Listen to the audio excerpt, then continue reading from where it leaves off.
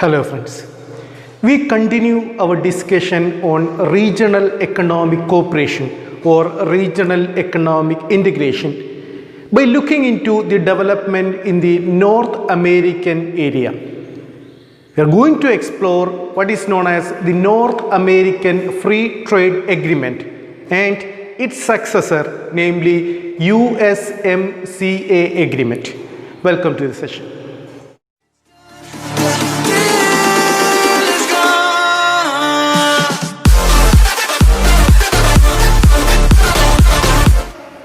The North American Free Trade Agreement, or what is popularly known as the NAFTA, is essentially an extension of an agreement between Canada and United States. In fact, Canada and United States, which are one of the prominent bilateral trade partners, Canada being the most important or the largest trade partner of United States, right from the year of 1965, these two countries have free trade in many commodities, especially in the case of autos. But a more comprehensive, or in fact a specific agreement type of a relationship or trade relationship between the United States and Canada, in fact got accredited or got approved with the agreement of Canada-United States Trade Agreement of 1988. We call it as CUSTA or CUSTA. In fact, this signing of CUSTA or Canada-United States, in fact this is an agreement between two countries. We have one is the United States, the other one is Canada. The bilateral free trade agreement between the United States and Canada, we call it as CUSTA or CUSTA, was the foundation for a more comprehensive agreement later came to be known as North American Free Trade Agreement. We call it as NAFTA. So this agreement, signed in the year of 1988, became operational from January 1st, 1989, has certain objectives. For example, the first objective for the CUSTA agreement, that means the agreement between United States and Canada, the free trade agreement between United States and Canada, was one, elimination of all tariffs and non-tariff barriers in trade between these two countries. That's the first objective. In fact, most of these objectives were taken when these countries in fact extended their cooperation in forming NAFTA. So what are the basic objectives of this CUSTA agreement of 1988? One, the elimination of all kind of tariff and NTBs. And the agreement, the CUSTA agreement of 1988, in fact calls for more favorable treatment of the service trade. In fact, the agreements call for national treatment for foreign service providers. That means the service trade also got liberalized. In fact, this agreement calls for the reduction of, or what we call the elimination of tariff and NTBs within 10 years, 5 to 10 year annual reduction in both tariff and non-tariff, and within 15 years all tariff as well as non-tariff barriers to trade should be eliminated. So, and they in fact liberalized the service trade, and also there were reduction in the restriction imposed on investment across these two countries as well. This is with respect to the first agreement between Canada as well as United States. We call it as CUSTA agreement, and this agreement, as we said, was a foundation of more comprehensive agreement in the form of NAFTA for the year 1994. And in the year 1993 in specific, in fact in the year September 1993, three countries, United States, Canada, and third country was Mexico. So for the NAFTA agreement, we have three countries. One, the United States, the other we have Canada, and the third country that come into our picture is the Mexico. These three countries in fact ratified an agreement called North American Free Trade Agreement called NAFTA in the year September 1993, and it got approved from 1994 as well. From 1994 January onwards, we have an agreement called NAFTA, which is a free trade agreement between three countries: United States, Canada and Mexico, three neighboring countries that shares a common border as well. And with the signing of NAFTA agreement in the year 1994, or with the introduction of the NAFTA agreement, there took place a free trade area in entire North American region. So three countries that belongs to the North American region, or three prominent countries, even though having different income levels, formed a free trade area in North America. So we have a very strong, apart from the European Union, we have a very strong regional economic integration scheme or regional economic cooperation in North America with this introduction of NAFTA agreement of three countries: United States, Canada and Mexico. Now, what are the basic objectives?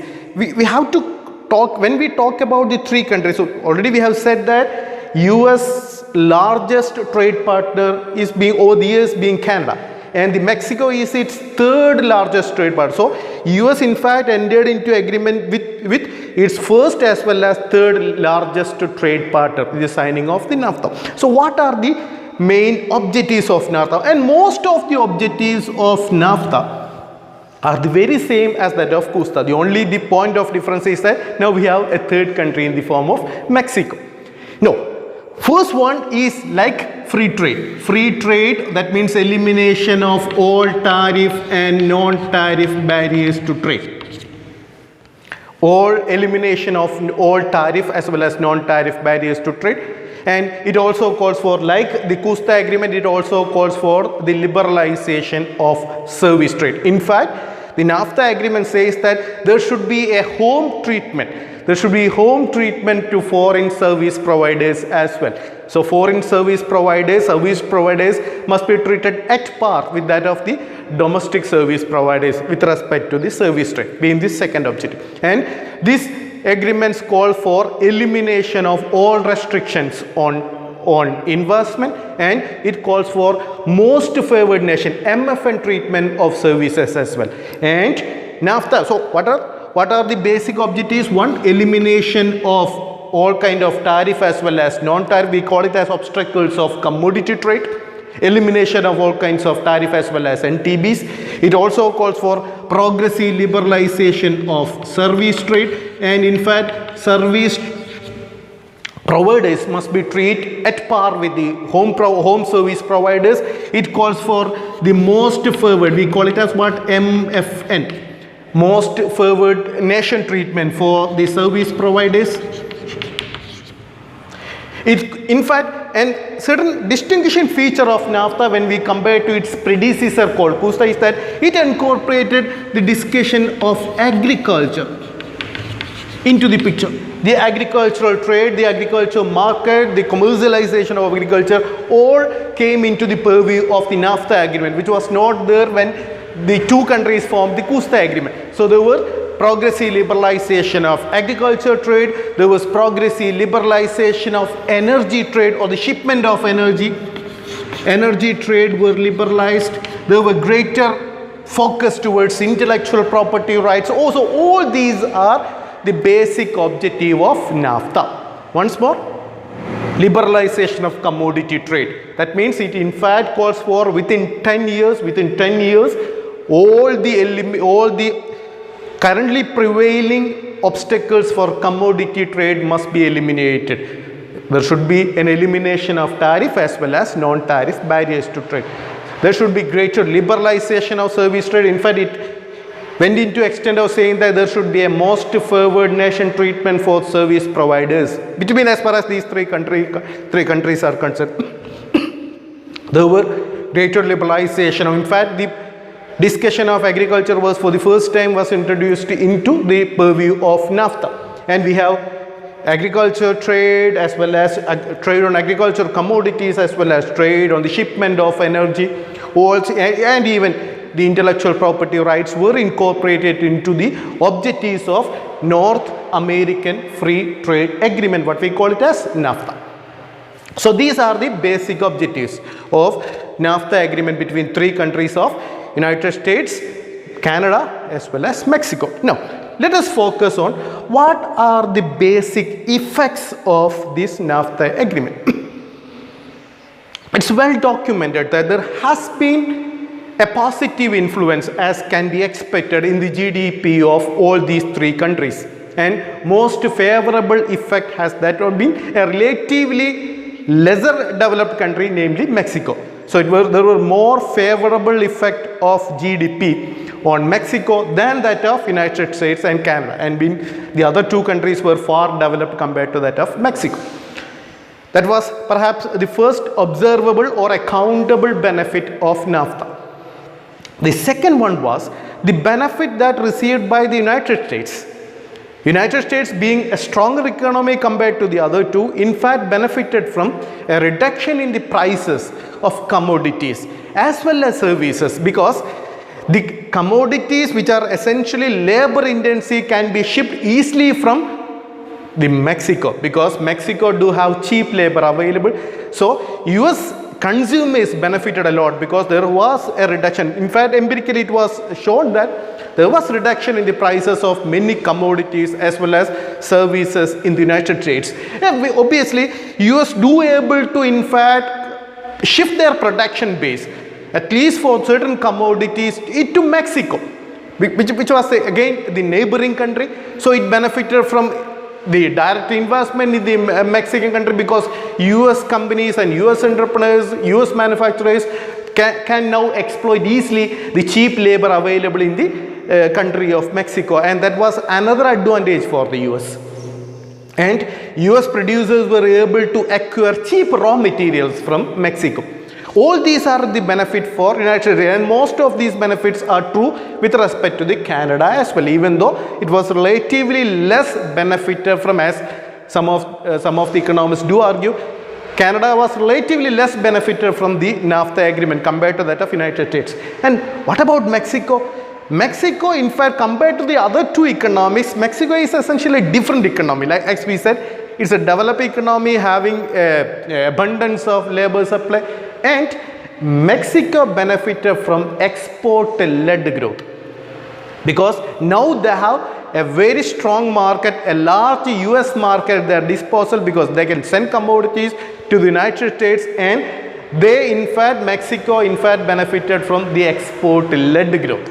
And also, Mexico began to receive, as we have already said, Mexico began to receive foreign direct investment, because especially from the United States, people began to invest, or the producers began to invest in the United States to exploit the cheap labor available. So they in fact benefited from the inward direct investment movement. That was the benefit for Mexico as well. So on the whole, we can say that all these three countries have benefited a lot from the establishment of the NAFTA agreement. Even though there are some of us a bit skeptical about the benefit, because there were controversies with respect to the employment regulation, especially the environment regulation, and with respect to the protection of intellectual property.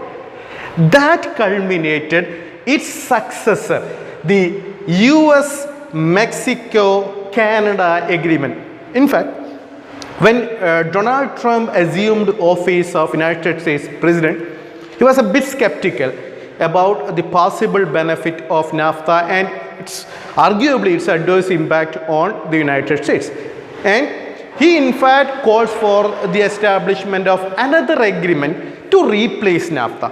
And there were, right from the year 1998, or in fact right from the year 2018, these three countries, United States, Canada and Mexico, in 2018 ratified a successor of NAFTA, and the agreement is known as USMCA, United States Mexico Canada Agreement of 2020, because it came to force from July 1 of 2020.